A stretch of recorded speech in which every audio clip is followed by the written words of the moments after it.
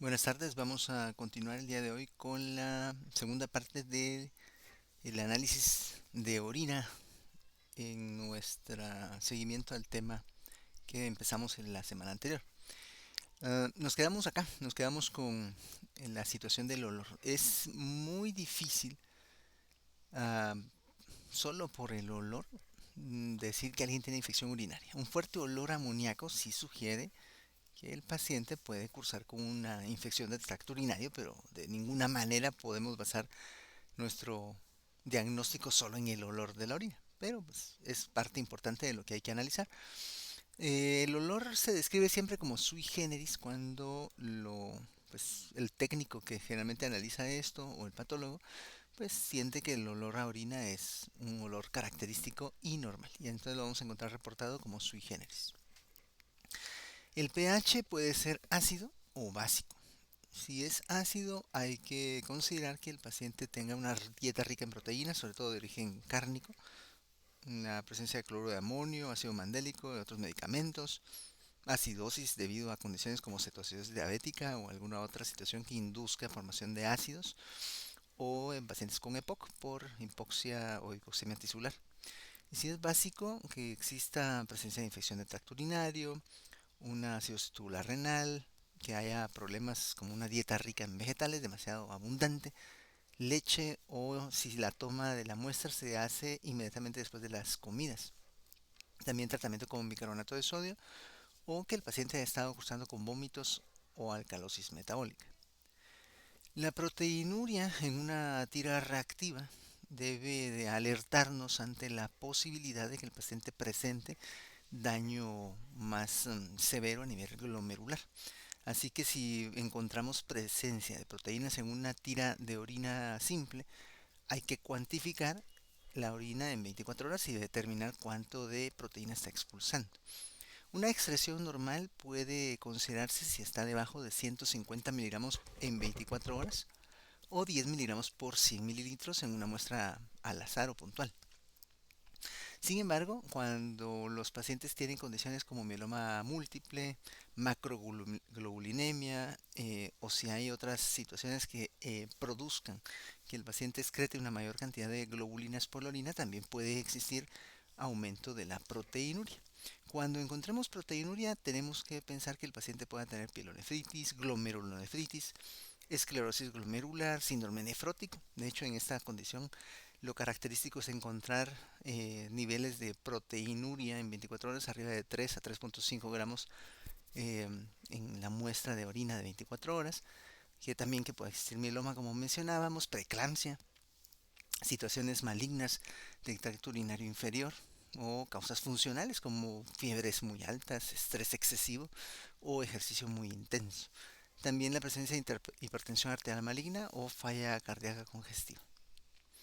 La gravedad específica o la densidad urinaria debe corresponderse con la osmolaridad, excepto en casos de que el paciente presente diuresis osmótica, o sea, por glucosa muy elevada a nivel sérico.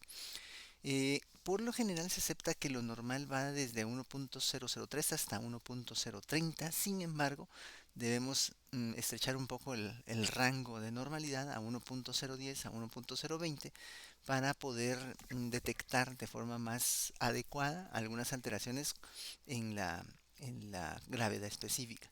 Si la gravedad específica está aumentada, lo primero que hay que pensar es que existe alguna causa que haga que el paciente tenga depresión de volumen. Puede ser que el paciente esté deshidratado, que tenga falla cardíaca, insuficiencia suprarrenal, diabetes mellitus descompensada, síndrome de secreción inapropiada de hormona antidiurética, presencia de aumento de la proteína en orina en pacientes recién nacidos, y si se incrementa de forma muy importante, pensar que exista algún artefacto en la medición o que se haya administrado de forma reciente medio de contraste radiográfico.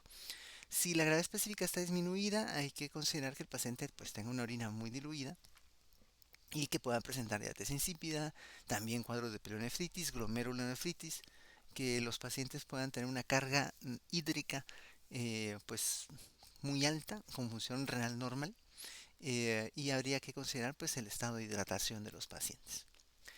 También la presencia de urobilinógeno es de utilidad limitada en la tira reactiva. Pero cuando existe, hay que pensar que el paciente pueda estar cursando con hemólisis, cirrosis hepática, insuficiencia cardíaca congestiva, con congestión del hígado, hepatitis, hipertiroidismo, o que los pacientes tengan alguna especie de supresión de la flora intestinal por el excesivo uso de antibióticos. En el sedimento urinario podemos encontrar glóbulos rojos, glóbulos blancos, células epiteliales, y de acuerdo a lo que vayamos determinando, así va a ser lo que podemos considerar con nuestro paciente. Por ejemplo, si existe glóbulos rojos aumentados, presencia de trauma, pielonefritis, tuberculosis genitourinaria, cistitis, prostatitis, presencia de cálculos de vías urinarias, tumores, coagulopatías o cualquier otra situación que provoque que exista sangrado a nivel urinario. La presencia de glóbulos blancos debe alertar ante la posibilidad de infección de cualquier área del tracto urinario, tuberculosis, tumores renales, glomerulonefritis aguda, radiación o nefritis intersticial, sobre todo cuando el paciente está utilizando analgésicos. La presencia de células epiteliales nos puede sugerir también que el paciente está cursando con necrosis tubular aguda, si estamos analizando un paciente que está con falla renal aguda, papilitis necrotizante. Son situaciones que se pueden ir presentando. Y también vamos a encontrar en algunos casos presencia de cristaluria. Dependiendo del tipo de cristal y de su cantidad, así podemos ir considerando que existan diferentes alteraciones que el paciente esté manifestando por vía urinaria. También puede ser que nos reporten presencia de parásitos, hongos, espermatozoides. En todo caso, cualquiera de estas situaciones son evidentemente anormales y debemos pues investigar qué es lo que pueda estar sucediendo. Cuando hay cristaluria, puede encontrarse en orina ácida, presencia de cristales de oxalato de calcio, en pequeñas cantidades, no demasiado abundantes, o de ácido úrico, y en orina alcalina, presencia de cristales de carbonato o fosfato de calcio, fosfato triple o alguna otra situación que pueda deberse a temas de alimentación o a mala hidratación.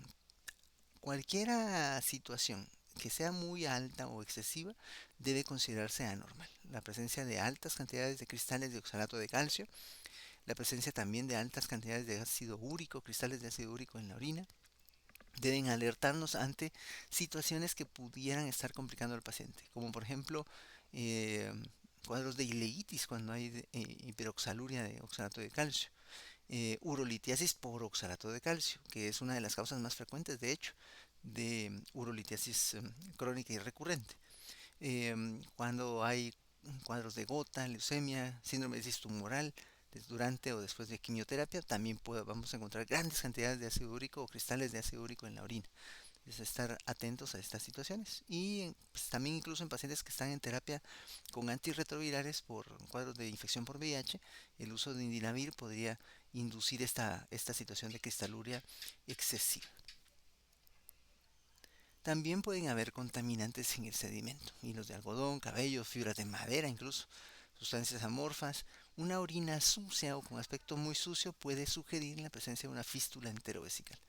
Grandes cantidades de presencia de moco también sugieren enfermedad uretral inflamatoria o una fístula enterovesical. Y si hay cilindros, esto puede ayudarnos a ir localizando dónde pueda existir algún tipo de alteración dentro de vías urinarias. La presencia de cilindros de alinos puede ser aceptable a menos que sean muy abundantes, por ejemplo en casos de hipertensión benigna, síndrome nefrótico o inmediatamente después de realizar ejercicio intenso.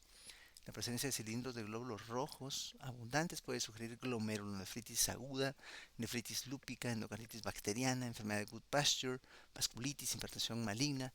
Cilindros de glóbulos blancos, pues la presencia de pielonefritis en el paciente, nefritis intersticial aguda, glomerulonefritis.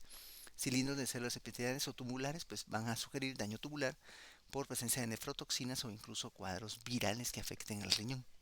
Cilindros granulares pueden también estar presentes en casos de ruptura eh, de, de las áreas, digamos, celulares que pueden conducir a que los cilindros se vayan como aglomerando y producir aspectos como de suciedad, digamos, o cilindros granulares marrones sucios, típicos de la necrosis tubular aguda.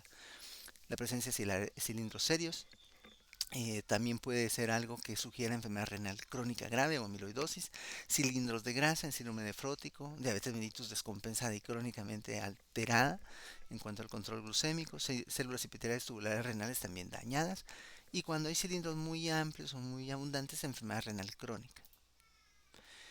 Dentro de otros parámetros que podemos evaluar o utilizar como parámetros para ir orientando qué pueda estar sucediendo con nuestros pacientes, también podemos tener la opción de medir electrolitos, la morfología de los eritrocitos que se encuentran en la orina, la presencia de albuminuria, micro o macroalbuminuria, mioglobinuria, también determinar osmolaridad urinaria o el aclaramiento de creatinina. Es recomendable que en todos nuestros pacientes siempre evaluemos la función o estimemos la tasa de filtrado glomerular como parte de la evaluación de la función renal de nuestros pacientes. De forma rutinaria o habitual tenemos que evaluar esta situación para tener un parámetro de comparación y seguimiento de pacientes que incluso no sospechemos en primera instancia que puedan tener falla renal. Es importante hacer siempre la determinación de la tasa de filtrado glomerular. ¿Qué otras cosas podemos medir en orina? Pues la presencia de calcio en 24 horas, catecolaminas y metanefrinas en 24 horas cuando estamos estudiando pacientes por sospecha de feocromocitoma, por ejemplo. La presencia de cortisol en orina de 24 horas cuando estamos sospechando que el paciente pueda tener enfermedad de Cushing, por ejemplo. Presencia de cisteína en orina de 24 horas, proteínas en el cuadro pues, en que estamos evaluando falla renal crónica o la presencia de drogas y medicamentos. Y también podemos evaluar clínicamente algunos parámetros que nos ayuden a determinar cuando un paciente tiene falla renal aguda, si es un cuadro prerrenal o es un cuadro ya renal intrínseco por necrosis tubular aguda. Por lo general, en los cuadros prerrenales vamos a tener osmolaridades urinarias elevadas y en los cuadros de ya necrosis tubular aguda esa osmolaridad urinaria se va a reducir. El sodio urinario va a estar abajo de 20 en causas prerrenales y arriba de 40 ya cuando hay necrosis tubular aguda. La relación entre la creatinina sérica y urinaria pues va a estar arriba de 40 en cuadros de falla ASOM prerrenal o falla renal aguda prerrenal y en cuadros ya con falla renal o intrínseca menos de 20. También podemos evaluar la fracción estritada de sodio, que va a estar por lo general abajo de 1 en causas prerrenales o arriba de 1 en causas ya renales intrínsecas, o el índice de falla renal, que podemos también calcular con la fórmula que está acá abajo para determinar si el paciente tiene menos de 1, que esté cursando con un problema de tipo prerrenal, o si está arriba de 1, ya una necrosis tubular aguda. Para terminar, pues esta frase célebre de Erasmo de Rotterdam, yo les quiero agradecer por su presencia en esta presentación y pues siempre quedamos a la orden por cualquier comentario o dudas relacionadas con el tema. Hasta pronto.